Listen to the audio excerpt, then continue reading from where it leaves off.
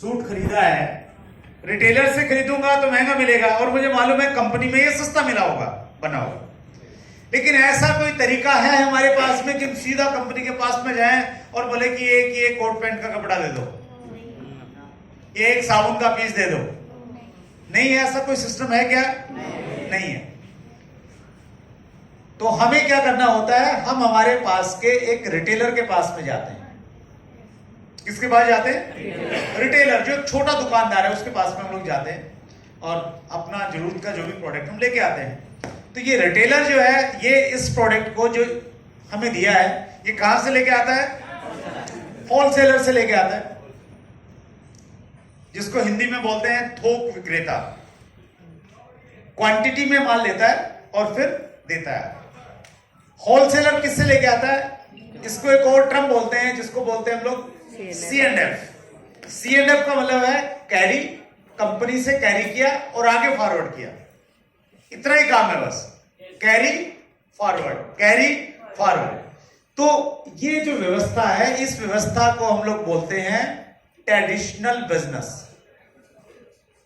Traditional क्यों? क्योंकि काफी समय से चल रही है। परंपरागत व्यवसाय भी इसको हम लोग बोलते हैं। तो ये जो ट्रेडिशनल बिजनेस है, इस ट्रेडिशनल बिजनेस में क्या रहता है, अगर यहां से प्रोडक्ट 100 रुपए का बनता है, मैन्युफैक्चरिंग कॉस्ट कितना है? 100 रुपीज। तो ये बीच में जो लोग हैं, ये सेवा करने के लिए बैठे हैं? किस लिए बैठे हैं? पैसा कमाने के लिए बैठे हैं। तो ये इस पे अपना प्रॉफिट लेते हैं। कोई बोलता है मुझे 10% चाहिए कम से कम, कोई बोलता नहीं मैं 5% में काम चला लूंगा, कोई बोलता नहीं 20% तो कम से कम चाहिए। तो प्रॉफिट है, फिर ट्रांसपोर्ट भी लगेगा, यस और नो? ट्रांसपोर्ट भी लगेगा। और एक और बड़ी प्रॉब्लम है इस ट्रेडिशनल बिजनेस में, वो है विज्ञापन, एडवर्टाइजमेंट।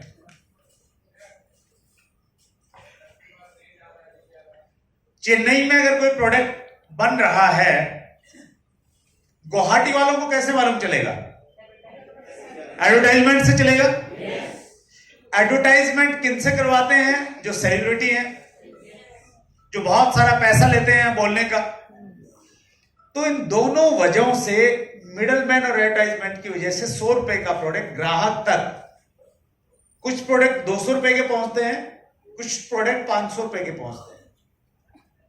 इतना ज्यादा पैसा बीच वाले लोगों में जाता है, राइट? तो 1959 में अमेरिका में ये सोचा कि इस व्यवस्था में चूंकि कुछ खामियां हैं, कुछ कमियां हैं। पहली कमी क्या है कि बहुत सारा पैसा यहां पे जा रहा है।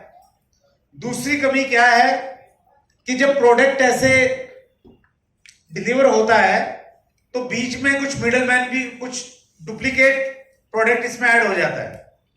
हेलो?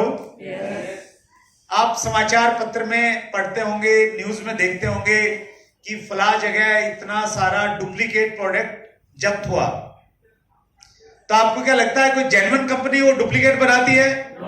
कौन बनाते हैं? बीच के लोग बनाते हैं। तो ये एक प्रॉब्लम थी इसमें। और तीसरी सबसे बड़ी प्रॉब्लम ये थी कि इस पूरे सिस्टम में सबसे इंपॉर्टेंट जो व्यक्ति है वो है ग्राहक, कंज्यूमर।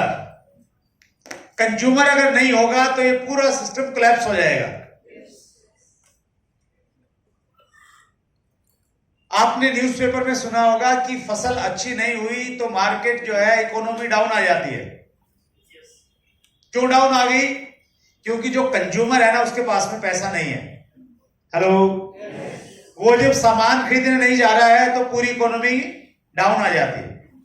तो कंज्यूमर बहुत इंपॉर्टेंट है। और मजेदार बात यह है, इस पूरी व्यवस्था में सारे लोग पैसा बना रहे हैं, कंज्यूमर को कुछ नहीं मिल रहा।